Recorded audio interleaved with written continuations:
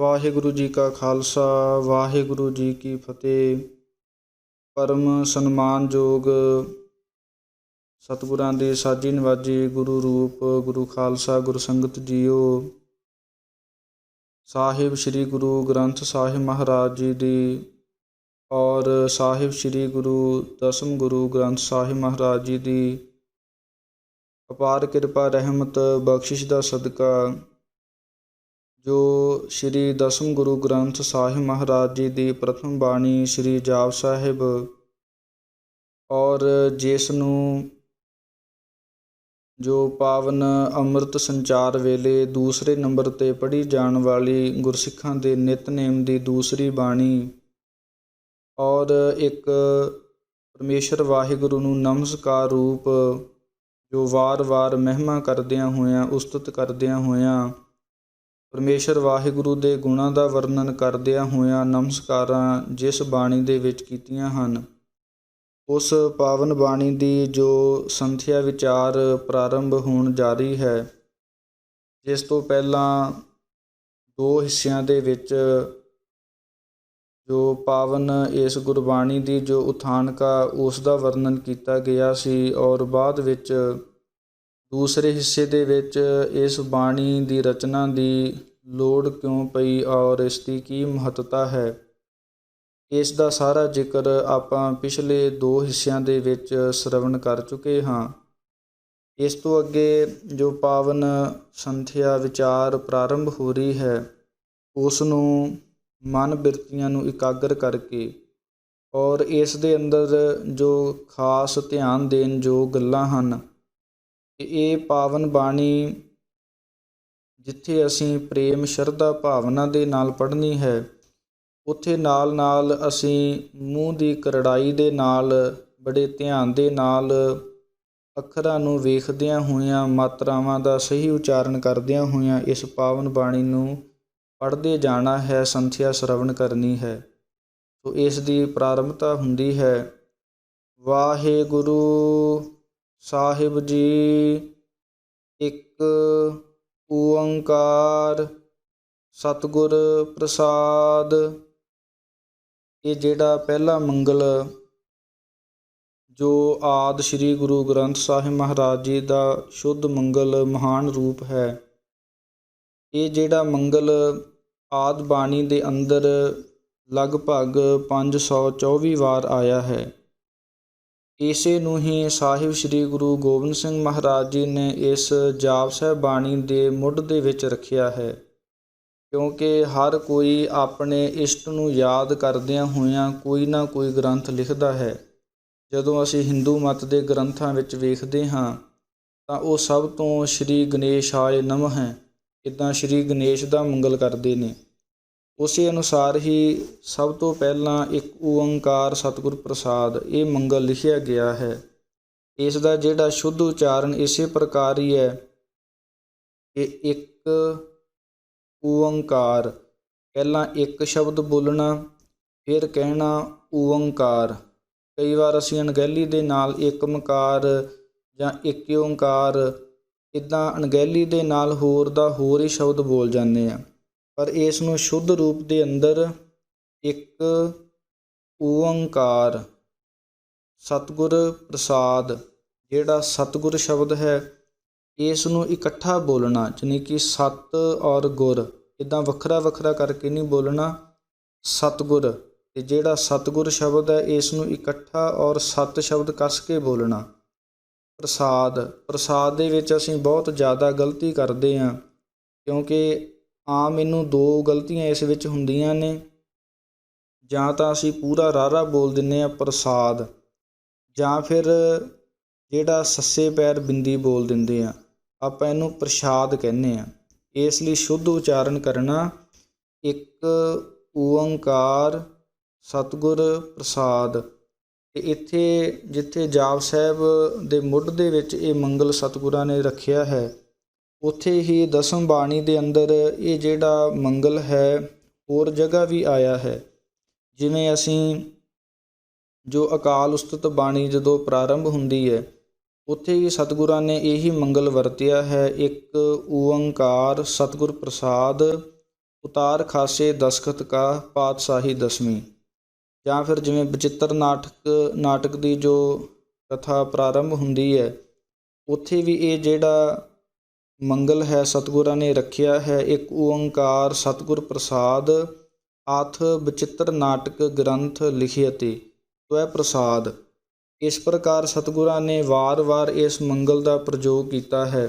ਜਾਂ ਫਿਰ ਅਸੀਂ ਅੱਗੇ ਗਿਆਨ ਪ੍ਰਬੋਧ ਦੇ ਅੰਦਰ ਵੀ ਇੱਕ ਓੰਕਾਰ ਸਤਿਗੁਰ ਪ੍ਰਸਾਦ ਸ੍ਰੀ ਭਗਉਤੀ ਜੀ ਸਹਾਏ ਆਥ ਗਿਆਨ ਪ੍ਰਬੋਧ ਗ੍ਰੰਥ ਲਿਖਿਅਤੇ, ਇੱਦਾਂ ਸਤਿਗੁਰਾਂ ਨੇ ਗਿਆਨ ਪ੍ਰਬੋਧ ਜਿਹੜੀ ਜੋ ਅੱਗੇ 127 ਅੰਗ 'ਤੇ ਬਾਣੀ ਪ੍ਰਾਰੰਭ ਹੁੰਦੀ ਹੈ, ਉੱਥੇ ਵੀ ਸਤਿਗੁਰਾਂ ਨੇ ਇਹ ਜਿਹੜਾ ਮੰਗਲ ਰੱਖਿਆ ਹੈ। ਜਾਂ ਫਿਰ ਜਦੋਂ ਨਰ ਅਵਤਾਰ ਆਉਂਦਾ ਹੈ, ਉੱਥੇ ਵੀ ਇੱਕ ਓੰਕਾਰ ਸਤਿਗੁਰ ਪ੍ਰਸਾਦ ਆਥ ਨਰ ਅਵਤਾਰ ਕਥਨੰ। ਜਾਂ ਫਿਰ ਬ੍ਰਹਮਾ ਅਵਤਾਰ ਦੇ ਵਿੱਚ ਵੀ ਇੱਕ ਓੰਕਾਰ ਸਤਿਗੁਰ ਪ੍ਰਸਾਦ ਆਥ ਬ੍ਰਹਮਾ ਅਵਤਾਰ ਕਥਨੰ, ਜਿਹੜਾ 611 ਅੰਗ 'ਤੇ ਆਉਂਦਾ ਹੈ। ਇਸੇ ਪ੍ਰਕਾਰ ਹੀ ਇੱਕ ਓੰਕਾਰ ਸਤਿਗੁਰ ਪ੍ਰਸਾਦ ਆਥ ਰੁਦਰ ਅਵਤਾਰ ਕਥਨੰ। ਜਾਂ ਫਿਰ ਇਸ ਤੋਂ ਅੱਗੇ ਇੱਕ ਓੰਕਾਰ ਸਤਿਗੁਰ ਪ੍ਰਸਾਦ ਆਥ ਪਾਰਸਨਾਥ ਰੁਦਰ ਅਵਤਾਰ ਕਥਨੰ। ਇੱਦਾਂ ਸਤਿਗੁਰਾਂ ਨੇ ਇਹ ਜਿਹੜਾ ਮੰਗਲ ਹੈ, ਜੋ ਆਦਿ ਬਾਣੀ ਦਾ ਪ੍ਰਮੁੱਖ ਮੰਗਲ ਹੈ, ਇਸ ਨੂੰ ਵਾਰ-ਵਾਰ ਗੁਰਬਾਣੀ ਦੇ ਵਿੱਚ ਵਰਤਿਆ ਹੈ। ਅਤੇ ਜਦੋਂ ਵੀ ਕੋਈ ਗੁਰਸਿੱਖ ਭਾਈ ਗੁਰਦਾਸ ਜੀ ਦੇ ਜਦੋਂ ਅਸੀਂ ਵਾਰਾਂ ਕਵਿੱਤ ਦੇ ਜਦੋਂ ਟੀਕੇ ਪੜ੍ਹ ਕੇ ਵੇਖਦੇ ਹਾਂ, ਔਰ ਉੱਥੇ ਵੀ ਅਰਥ ਪ੍ਰਾਰੰਭ ਕਰਨ ਤੋਂ ਪਹਿਲਾਂ ਇੱਕ ਓੰਕਾਰ ਸਤਿਗੁਰ ਪ੍ਰਸਾਦ ਇਹ ਜਿਹੜਾ ਮੰਗਲ ਉਹ ਵਰਤਿਆ ਜਾਂਦਾ ਹੈ।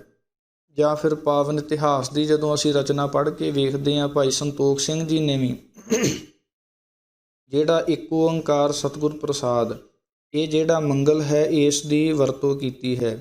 ਔਰ ਜਿਵੇਂ ਭਾਈ ਨੰਦ ਲਾਲ ਜੀ ਦੇ ਆਪਾਂ ਜਿਹੜੇ ਰਚਨਾ ਦੇ ਟੀਕੇ ਪੜ੍ਹਦੇ ਹਾਂ, ਉੱਥੇ ਵੀ ਇਹ ਜਿਹੜਾ ਮੰਗਲ ਇਸ ਦਾ ਪ੍ਰਯੋਗ ਕੀਤਾ ਜਾਂਦਾ ਹੈ। ਸੋ ਇਸ ਪ੍ਰਕਾਰ ਕਈ ਜਿਹੜੇ ਗੁਟਕਾ ਸਾਹਿਬ ਹਨ, ਉਹਨਾਂ ਵਿੱਚ ਇਹ ਜਿਹੜਾ ਇੱਕ ਓੰਕਾਰ ਸਤਿਗੁਰ ਪ੍ਰਸਾਦ ਇਹ ਜਾਪ ਸਾਹਿਬ ਬਾਣੀ ਦੇ ਪ੍ਰਾਰੰਭ ਦੇ ਵਿੱਚ ਛਪਿਆ ਨਹੀਂ ਹੁੰਦਾ। ਇਹ ਸਿੱਧਾ ਹੀ ਜਿਵੇਂ ਜਾਪ ਸਾਹਿਬ ਦੀ ਬਾਣੀ ਪ੍ਰਾਰੰਭ ਹੋ ਜਾਂਦੀ ਹੈ, ਪਰ ਜਿਹੜਾ ਇਹ ਇੱਕ ਓੰਕਾਰ ਸਤਿਗੁਰ ਪ੍ਰਸਾਦ ਇਹ ਜਿਹੜਾ ਮੰਗਲ ਹੈ, ਇਹ ਸ਼ੁੱਧ ਰੂਪ ਹੈ। ਇਸ ਨੂੰ ਜਾਪ ਸਾਹਿਬ ਬਾਣੀ ਪੜ੍ਹਨ ਵੇਲੇ ਛੱਡਣਾ ਨਹੀਂ, ਇਸ ਲਈ ਇਸ ਦਾ ਉਚਾਰਨ ਕਰਨਾ। ਵਾਹਿਗੁਰੂ ਸਾਹਿਬ ਜੀ ਇੱਕ ਓੰਕਾਰ ਸਤਿਗੁਰ ਪ੍ਰਸਾਦ, ਸ੍ਰੀ ਵਾਹਿਗੁਰੂ ਜੀ ਕੀ ਫਤਿਹ। ਇਸ ਤੋਂ ਬਾਅਦ ਇਹ ਜਿਹੜਾ ਦੂਸਰਾ ਮੰਗਲ ਜਿਹੜਾ ਸਾਹਿਬ ਸ੍ਰੀ ਗੁਰੂ ਗੋਬਿੰਦ ਸਿੰਘ ਮਹਾਰਾਜ ਜੀ ਦੁਆਰਾ ਵਰਤਿਆ ਗਿਆ ਪ੍ਰਮੁੱਖ ਮੰਗਲ ਹੈ, ਇਸ ਨੂੰ ਕਈ ਗੁਟਕਾ ਸਾਹਿਬ ਦੇ ਅੰਦਰ ਇਹ ਮੰਗਲ ਨਹੀਂ ਛਪਿਆ ਹੁੰਦਾ। ਸਿੱਧਾ ਹੀ ਇੱਕ ਓੰਕਾਰ ਸਤਿਗੁਰ ਪ੍ਰਸਾਦ ਸਿੱਧਾ ਹੀ ਜਾਪ ਲੱਗਿਆ ਹੁੰਦਾ, ਜਾਪ ਤੋਂ ਬਾਣੀ ਸ਼ੁਰੂ ਹੋ ਜਾਂਦੀ ਹੈ।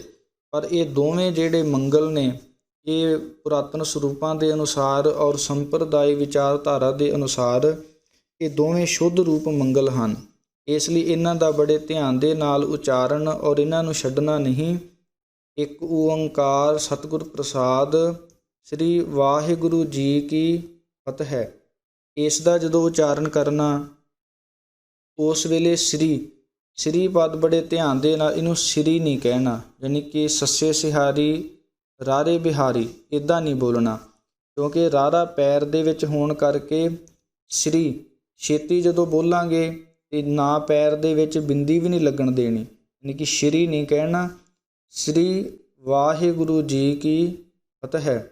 ਕਈ ਵਾਰ ਸਰੂਪਾਂ ਦੇ ਵਿੱਚ ਇੱਥੇ ਫਤਿਹ ਲਾਂ ਦੇ ਵਿੱਚ ਆਪਾਂ ਛਾਪ ਦਿੰਦੇ ਹਾਂ, ਪਰ ਇਹ ਫੱਫਾ ਤੱਤਾ ਹਾਹਾ ਮੁਕਤਾ ਇਹ ਇਸ ਦਾ ਸ਼ੁੱਧ ਰੂਪ ਹੈ।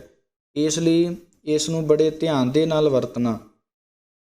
ਔਰ ਇਹ ਜਿਹੜਾ ਮੰਗਲ ਹੈ ਇਹ ਵੀ ਦਸਮ ਬਾਣੀ ਦੇ ਅੰਦਰ ਬੇਅੰਤ ਵਾਰ ਆਇਆ ਹੈ।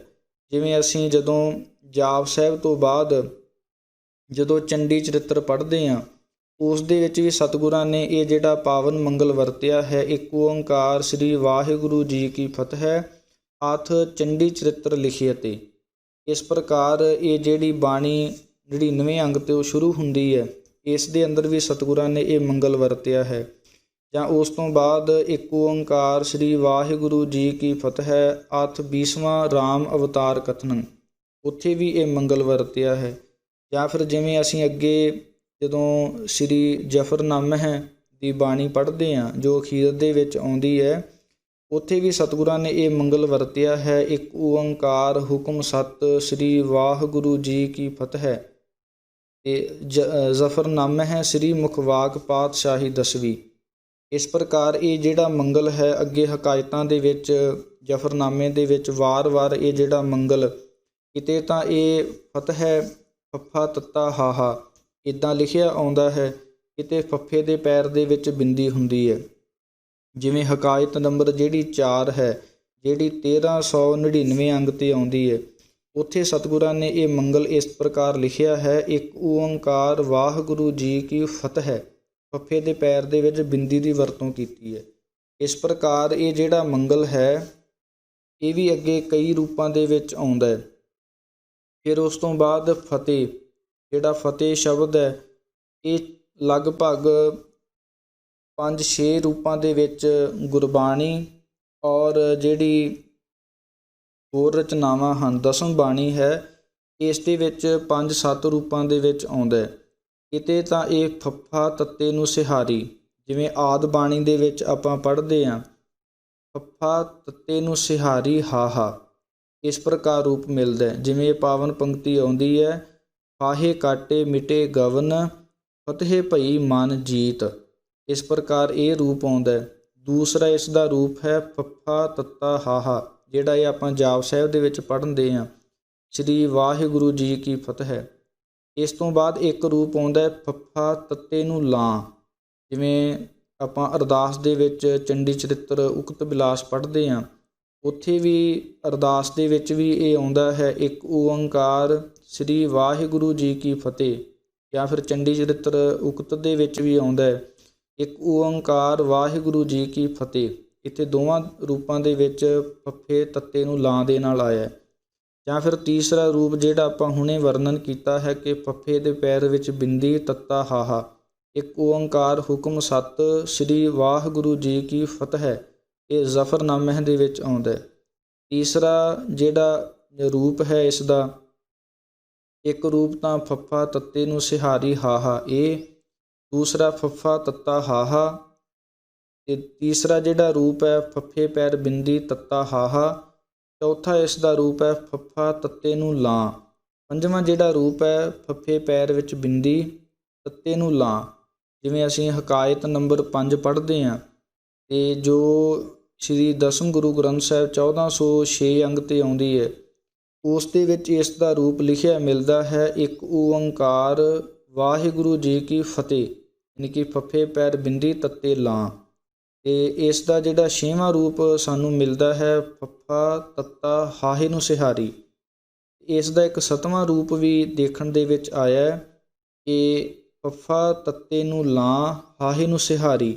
ਜਿਵੇਂ ਅਸੀਂ ਭਿੰਡਰ ਕਲਾਂ ਜਿਹੜਾ ਮੋਗੇ ਵਿਖੇ ਪੈਂਦਾ ਹੈ, ਜਿੱਥੇ ਸਤਿਕਾਰਯੋਗ ਸੰਤ ਗਿਆਨੀ ਮੋਹਨ ਸਿੰਘ ਜੀ ਮਹਾਂਪੁਰਖ ਵਿਰਾਜਦੇ ਨੇ, ਉੱਥੇ ਜਦੋਂ ਅਸੀਂ ਸੰਤ ਗੁਰਬਚਨ ਸਿੰਘ ਮਹਾਂਪੁਰਖਾਂ ਦੇ ਸਮੇਂ ਤੋਂ ਦੇਖਦੇ ਹਾਂ, ਜਿਹੜੀ ਡਿਉੜੀ ਦੇ ਉੱਪਰ ਜਿਹੜੇ ਜੋ ਪਾਵਨ ਪੰਕਤੀਆਂ, ਜੋ ਸ਼ਬਦ, ਜੋ ਅੱਖਰ ਲਿਖੇ ਨੇ, ਉੱਥੇ ਵੀ ਇਸ ਦਾ ਇਹ ਰੂਪ ਲਿਖਿਆ ਮਿਲਦਾ ਹੈ, ਫੱਫਾ ਤੱਤੇ ਨੂੰ ਲਾਂ ਹਾਹੇ ਸਿਹਾਰੀ। ਸੋ ਇਸ ਪ੍ਰਕਾਰ ਸਤਿਗੁਰੂ ਸਾਹਿਬਾਨ ਜੀ ਨੇ ਫਤਿਹ ਦੇ ਕਈ ਰੂਪ ਦਸਮ ਬਾਣੀ ਦੇ ਅੰਦਰ ਵਰਤੇ ਨੇ, ਪਰ ਇੱਥੇ ਜੋ ਇੱਕ ਓੰਕਾਰ ਵਾਹਿਗੁਰੂ ਜੀ ਕੀ ਫਤਿਹ, ਇੱਥੇ ਫੱਫਾ ਤੱਤਾ ਹਾਹਾ ਇੱਦਾਂ ਹੀ ਸ਼ੁੱਧ ਰੂਪ ਦੇ ਵਿੱਚ ਪੜ੍ਹਨਾ ਹੈ। ਅੱਗੇ ਹੈ ਜਾਪ। ਜਾਪ ਜਿਹੜਾ ਸ਼ਬਦ ਹੈ ਇਹ ਇੱਕ ਬਾਣੀ ਦਾ ਨਾਮ ਹੈ। ਜਿਵੇਂ ਜਦੋਂ ਅਸੀਂ ਮੂਲ ਮੰਤਰ ਪੜ੍ਹਦੇ ਹਾਂ, ਉਸ ਦੇ ਅੰਦਰ ਵੀ ਜਪ ਸ਼ਬਦ ਆਉਂਦਾ ਹੈ। ਜਪ ਤੋਂ ਭਾਵ ਹੈ ਗੁਰਬਾਣੀ ਦਾ ਨਾਮ ਜਾਂ ਜਪਣ ਯੋਗ ਪਰਮੇਸ਼ਰ। ਉਸੇ ਪ੍ਰਕਾਰ ਹੀ ਇਹ ਜਿਹੜਾ ਜਾਪ ਸ਼ਬਦ ਹੈ ਇਹ ਇੱਕ ਬਾਣੀ ਦਾ ਨਾਮ ਹੈ, ਔਰ ਜਾਪ ਦਾ ਦੂਸਰਾ ਅਰਥ ਇਹ ਵੀ ਕੀਤਾ ਜਾਂਦਾ ਹੈ ਜੋ ਲਗਾਤਾਰ ਪੜ੍ਹਨ ਵਾਲੀ ਬਾਣੀ। ਭਾਵ ਇਹ ਨਹੀਂ ਕਿ ਇਸ ਨੂੰ ਵਿੱਚ ਵਿਸ਼ਰਾਮ ਦੇ ਕੇ ਪੜ੍ਹਨਾ ਹੈ, ਕਿ ਕਦੇ 2 ਅੰਗ ਪੜ੍ਹ ਕੇ ਸਮਾਪਤ ਕਰ ਦਿੱਤੀ। ਲਗਾਤਾਰ ਪੜ੍ਹਨ ਵਾਲੀ ਇਹ ਬਾਣੀ ਹੈ। ਸੋ ਇਸ ਪ੍ਰਕਾਰ ਇਹਦਾ ਜਾਪ ਦੇ ਅਰਥ ਕੀਤੇ ਜਾਂਦੇ ਨੇ। ਅਤੇ ਉਸ ਤੋਂ ਅੱਗੇ ਆਉਂਦਾ ਹੈ ਸ੍ਰੀ ਮੁਖ ਵਾਕ ਪਾਤਸ਼ਾਹੀ ਦਸਵੀਂ। ਜਦੋਂ ਅਸੀਂ ਇਹ ਪਾਵਨ ਗੁਰਬਾਣੀ ਦੀ ਪ੍ਰਾਰੰਭਤਾ ਕਰਦੇ ਹਾਂ, ਤੇ ਕਈ ਵਾਰ ਅਸੀਂ ਸ਼ੰਕਾ ਕਰਦੇ ਹਾਂ ਕਿ ਇਹ ਜਿਹੜੀ ਬਾਣੀ ਦਸਮ ਪਾਤਸ਼ਾਹ ਦੀ ਬਾਣੀ ਨਹੀਂ, ਪਰ ਸਤਿਗੁਰਾਂ ਨੇ ਇਸ ਦੀ ਸ਼ੰਕਾ ਦੀ ਨਿਵਰਤੀ ਕਰਨ ਦੇ ਲਈ ਆਪ ਇਸ ਬਾਣੀ ਦੇ ਮੁੱਢ ਦੇ ਵਿੱਚ ਇਹ ਸ਼ਬਦ ਲਿਖੇ ਨੇ ਕਿ ਸ੍ਰੀ ਮੁਖ ਵਾਕ ਪਾਤਸ਼ਾਹੀ ਦਸਵੀਂ। ਇਹ ਜਿਹੜੀ ਜਿਵੇਂ ਆਦ ਬਾਣੀ ਦੇ ਅੰਦਰ ਮਹੱਲਾ ਪੰਜਵਾ, ਮਹੱਲਾ ਤੀਜਾ, ਇੱਦਾਂ ਜਿਹੜੇ ਪਾਤਸ਼ਾਹ ਦੀ ਗੁਰੂ ਸਾਹਿਬਾਨ ਦੀ ਬਾਣੀ ਹੈ, ਉਹ ਜਿਹੜੇ ਮਹੱਲੇ ਦੇ ਨਾਲ ਉਹ ਅੰਕ ਲਿਖੇ ਹੋਏ ਨੇ ਕਿ ਉਹ ਮਹੱਲਾ ਪੰਜਵਾ ਜਾਂ ਮਹੱਲਾ ਤੀਜਾ, ਮਹੱਲਾ ਚੌਥਾ, ਮਹੱਲਾ ਨਾਵਾ। ਇਸੇ ਪ੍ਰਕਾਰ ਹੀ ਸਤਿਗੁਰਾਂ ਨੇ ਇੱਥੇ ਸ੍ਰੀ ਮੁਖ ਵਾਕ ਪਾਤਸ਼ਾਹੀ ਦਸਵੀਂ ਇਹ ਸ਼ਬਦ ਰੱਖ ਦਿੱਤਾ ਹੈ। ਅੱਗੇ ਹੈ ਛਪੈ ਛੰਦ। ਇਹ ਜਿਹੜਾ ਛਪੈ ਛੰਦ ਹੈ ਇਹ ਪਿੰਗਲ ਦੇ ਅਨੁਸਾਰ ਜਾਂ ਛੰਦ ਦਿਵਾਕਰ ਦੇ ਅਨੁਸਾਰ ਇਹ 24 ਮਾਤਰਾ ਦਾ ਛੰਦ ਹੁੰਦਾ। ਇੱਕ ਪੰਕਤੀ ਦੇ ਵਿੱਚ 24 ਮਾਤਰਾ ਹੁੰਦੀਆਂ ਨੇ ਅਤੇ ਇਸ ਦੇ 6 ਚਰਨ ਹੁੰਦੇ ਨੇ, ਭਾਵ 6 ਪੰਕਤੀਆਂ 6 ਪੰਕਤੀਆਂ ਵਾਲਾ ਇਹ ਇੱਕ ਛਪੈ ਛੰਦ ਹੈ। ਅਤੇ 6 ਪੰਕਤੀਆਂ ਹੋਣ ਕਰਕੇ ਹੀ ਇਸ ਨੂੰ ਛਪੈ ਛੰਦ ਆਖਿਆ ਜਾਂਦਾ ਹੈ, ਜਾਂ ਫਿਰ ਇਸ ਦਾ ਦੂਸਰਾ ਨਾਮ ਖਟ ਪਦ ਵੀ ਆਖਿਆ ਜਾਂਦਾ ਹੈ, ਕਿਉਂਕਿ ਸੰਸਕ੍ਰਿਤ ਦੇ ਵਿੱਚ ਇਸ ਨੂੰ ਖਟ ਵੀ 6 ਨੂੰ ਆਖਿਆ ਜਾਂਦਾ ਹੈ। ਸੋ ਇਸ ਪ੍ਰਕਾਰ ਇਸ ਦੇ 2-3 ਨਾਮ ਇੱਦਾਂ ਲਏ ਜਾਂਦੇ ਨੇ। ਅਤੇ ਇਸ ਦੇ ਜਿਹੜਾ ਇਸ ਨੂੰ ਅੱਗੇ ਹੋਰ ਖੁਲਾਸੇ ਦੇ ਨਾਲ ਜੇ ਸਮਝਣਾ ਹੋਵੇ ਕਿ ਛਪੈ ਛੰਦ ਕਿਸ ਨੂੰ ਆਖਿਆ ਜਾਂਦਾ ਤਾਂ ਉਹ ਆਪਾਂ ਭਾਈ ਸਾਹਿਬ ਭਾਈ ਕਾਨ੍ਹ ਸਿੰਘ ਨਾਭਾ ਦਾ ਜੋ ਲਿਖਿਆ ਹੋਇਆ ਛੰਦ ਦਿਵਾਕਰ ਹੈ ਉਸ ਦੇ ਵਿੱਚੋਂ ਵੀ ਆਪਾਂ ਵਿਸਥਾਰ ਦੇ ਨਾਲ ਪੜ੍ਹ ਲੈਂਦੇ ਹਾਂ।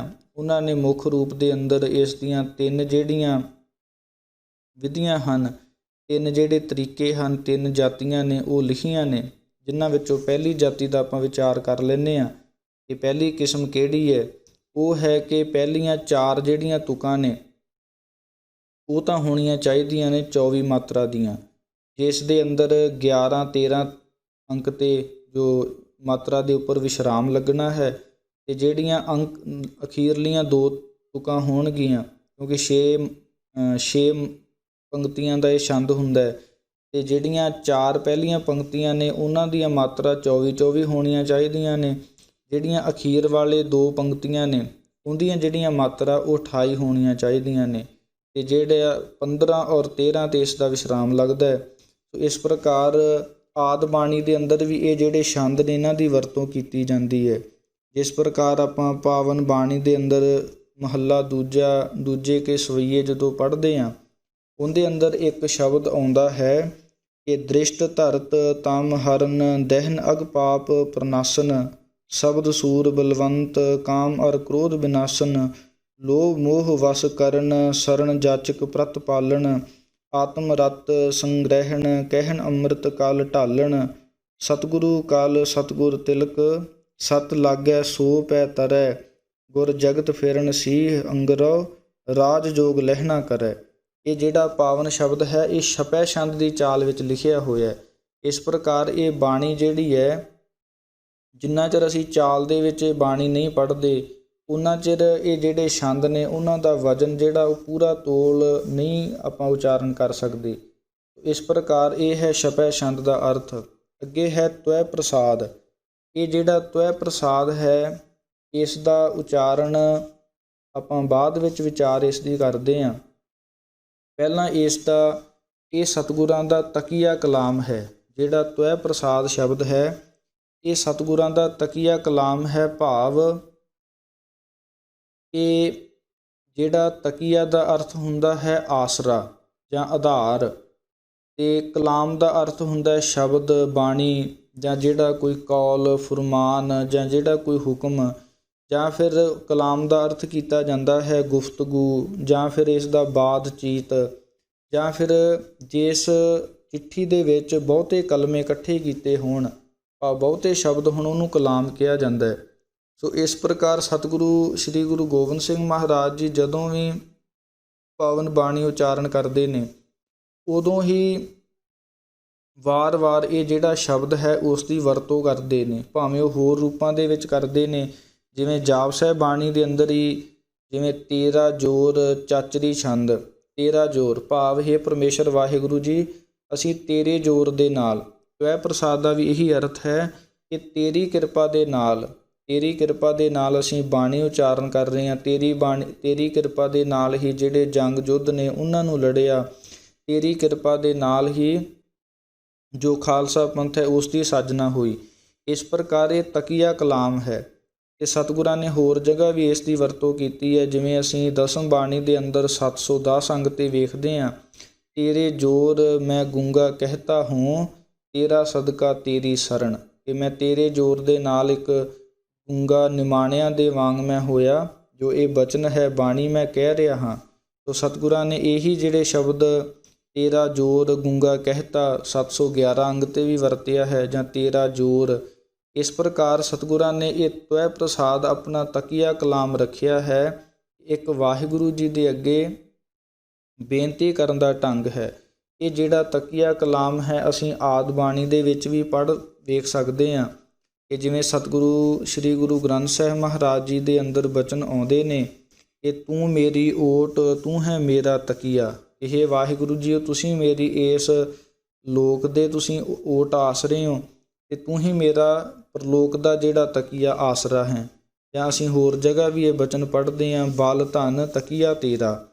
ਜਾਂ ਇਹ ਵੀ ਬਚਨ ਆਉਂਦੇ ਨੇ, ਮੈਂ ਆਧਾਰ ਤੇਰਾ ਤੂੰ ਖਸਮ ਮੇਰਾ।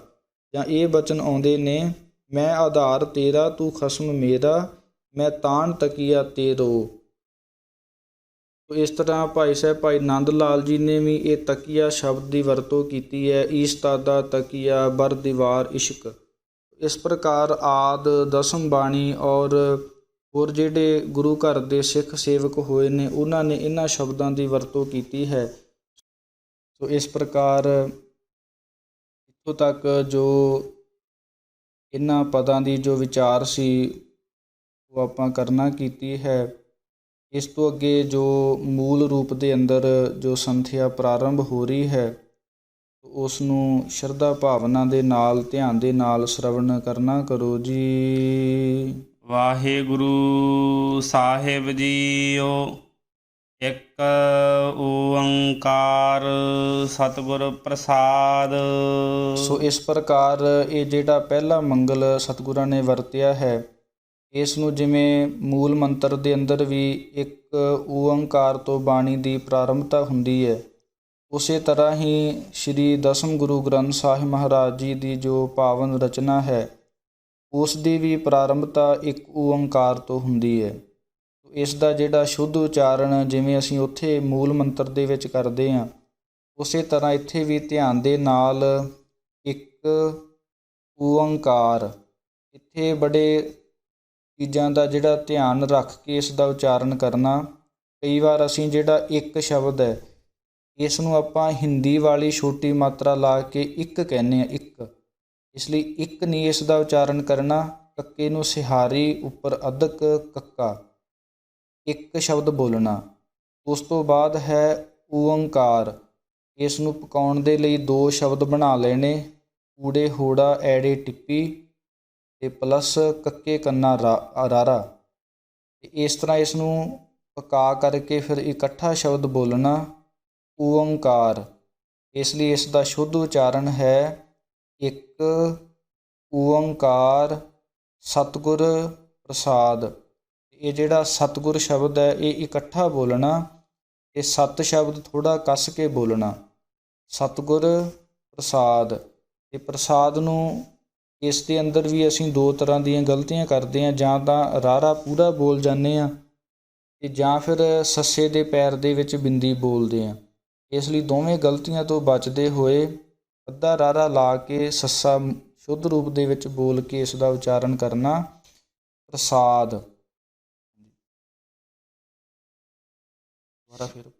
ਇੱਕ ਓੰਕਾਰ ਸਤਿਗੁਰ ਪ੍ਰਸਾਦ। ਹਾਂਜੀ, ਇਸ ਨੂੰ ਇੱਦਾਂ ਲਮਕਾਉਣਾ ਨਹੀਂ ਕਿ ਸਤਿਗੁਰ ਪ੍ਰਸਾਦ। ਜਦੋਂ ਸਾਦ ਕਵਾਂਗੇ ਉਦੋਂ ਫਿਰ ਦੱਦੇ ਦੇ ਅੱਗੇ ਐੜਾ ਸ਼ਬਦ ਲੱਗ ਜਾਊਗਾ। ਇਸ ਲਈ ਇੱਕ ਓੰਕਾਰ ਸਤਿਗੁਰ ਪ੍ਰਸਾਦ। ਸ੍ਰੀ ਵਾਹਿਗੁਰੂ ਜੀ ਕੀ ਫਤਿਹ। ਜਾਪ। ਇਸ ਦਾ ਜਿਹੜਾ ਉਚਾਰਨ ਹੈ ਇਹ ਵੀ ਬੜੇ ਧਿਆਨ ਦੇ ਨਾਲ ਕਰਨਾ। ਸ੍ਰੀ ਵਾਹਿਗੁਰੂ ਜੀ ਕੀ ਫਤਿਹ। ਜਿਹੜਾ ਸ੍ਰੀ ਪਦ ਹੈ ਇਸ ਨੂੰ ਸੱਸੇ ਸਿਹਾਰੀ ਰਾਰੇ ਸਿਹਾਰੀ ਇੱਦਾਂ ਪੂਰਾ ਨਹੀਂ ਬੋਲਣਾ, ਕਿਉਂਕਿ ਪੈਰ ਦੇ ਵਿੱਚ ਰਾਰਾ ਹੋਣ ਕਰਕੇ ਤੇਜ਼ੀ ਦੇ ਨਾਲ ਇਹ ਸ਼ਬਦ ਬੋਲਣਾ। ਸ੍ਰੀ ਵਾਹਿਗੁਰੂ, ਤੇ ਜਿਹੜਾ ਵਾਹਿਗੁਰੂ ਸ਼ਬਦ ਹੈ ਆਮ ਇਸ ਨੂੰ ਅਸੀਂ ਜਦੋਂ ਫਤਿਹ ਵੀ ਬੁਲਾਉਂਦੇ ਹਾਂ, ਅਸੀਂ ਵਾਹਿਗੁਰੂ ਜੀ ਕਾ ਖਾਲਸਾ ਵਾਹਿਗੁਰੂ ਜੀ ਕੀ ਫਤਿਹ, ਯਾਨੀ ਕਿ ਹਾਹੇ ਦੀ ਜਗ੍ਹਾ 'ਤੇ ਈੜੀ ਸ਼ਬਦ ਬੋਲ ਜਾਂਦੇ ਹਾਂ। ਇਸ ਲਈ ਧਿਆਨ ਦੇ ਨਾਲ ਹਾਹਾ ਸ਼ੁੱਧ ਰੂਪ ਦੇ ਵਿੱਚ ਬੋਲਣਾ। ਵਾਹਿਗੁਰੂ ਜੀ ਕੀ, ਇਹ ਵੱਖਰਾ ਵੱਖਰਾ ਬੋਲਣਾ, ਜੀ ਕੀ ਇਕੱਠਾ ਨਹੀਂ ਕਹਿਣਾ। ਇਸ ਲਈ ਸਿੱਧਾ ਇਸ ਦਾ ਜਿਹੜਾ ਥੋੜ੍ਹਾ ਜਿਹਾ ਠਹਿਰਾ ਦੇਣਾ, ਉਹ ਸ੍ਰੀ ਵਾਹਿਗੁਰੂ ਜੀ ਕੀ ਫਤਿਹ ਇਸ ਤਰ੍ਹਾਂ ਬੋਲਣਾ। ਅਤੇ ਫਤਿਹ ਸ਼ਬਦ ਬੋਲਣ ਲੱਗਿਆਂ ਇਸ ਨੂੰ ਫਤਿਹ ਇੱਦਾਂ ਕੱਸ ਕੇ ਨਹੀਂ ਬੋਲਣਾ, ਪੋਲਾ ਸ਼ਬਦ ਬੋਲਣਾ ਅਤੇ ਛੇਤੀ ਬੋਲਣਾ, ਕਿਉਂਕਿ ਜੇ ਇਸ ਨੂੰ ਥੋੜ੍ਹਾ ਜਿਹਾ ਵੀ ਅਸੀਂ ਲਮਕਾ ਦਿਆਂਗੇ ਅਤੇ ਹਾਹੇ ਦੇ ਉੱਪਰ ਦੁਲਾਵਾਂ ਲੱਗ ਜਾਣੀਆਂ, ਫਤਿਹ ਹੈ ਬਣ ਜਾਣਾ। ਇਸ ਲਈ ਹਾਹੇ ਦੁਲਾਵਾਂ ਹੈ ਹੁੰਦੀਆਂ।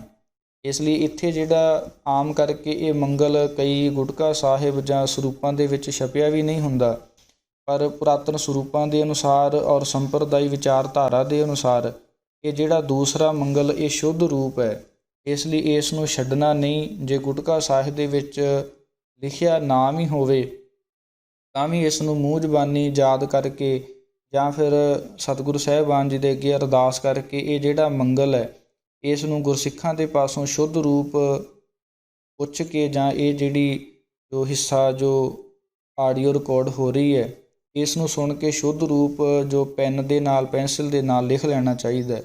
ਇਸ ਪ੍ਰਕਾਰ ਇਸ ਦਾ ਉਚਾਰਨ ਕਰਨਾ, ਸ੍ਰੀ ਵਾਹਿਗੁਰੂ ਜੀ ਕੀ ਫਤਿਹ। ਉਸ ਤੋਂ ਬਾਅਦ 2 ਡੰਡੀਆਂ ਨੇ। ਡੰਡੀਆਂ ਦਾ ਭਾਵ ਹੁੰਦਾ ਹੈ ਕਿ ਜਿਹੜਾ ਪੂਰਨ ਵਿਸ਼ਰਾਮ, ਵੱਡਾ ਵਿਸ਼ਰਾਮ। ਇਸ ਲਈ ਫਤਿਹ ਤੋਂ ਬਾਅਦ ਸਿੱਧਾ ਜਾਪ ਨਹੀਂ ਕਹਿ ਦੇਣਾ, ਭਾਵ ਜਿਹੜਾ ਫਤਿਹ ਸ਼ਬਦ ਆ ਉਹ ਸ੍ਰੀ ਵਾਹਿਗੁਰੂ ਜੀ ਦੇ ਨਾਲ ਹੈ, ਅਤੇ ਜਿਹੜਾ ਜਾਪ ਹੈ ਇਹ ਇੱਕ ਵੱਖਰਾ ਲਹਿਦਾ ਸ਼ਬਦ ਹੈ, ਇਹ ਇੱਕ ਬਾਣੀ ਦਾ ਨਾਮ ਹੈ। ਜਿਵੇਂ ਜੋ ਮੂਲ ਮੰਤਰ ਦੇ ਅੰਦਰ ਜਪ ਸ਼ਬਦ ਆਉਂਦਾ ਹੈ ਉਹ ਬਾਣੀ ਦਾ ਨਾਮ ਹੈ, ਜਾਂ ਜੋ ਜਪਣ ਯੋਗ ਹੈ ਜਾਂ ਪੂਜਨੀਕ ਹੈ।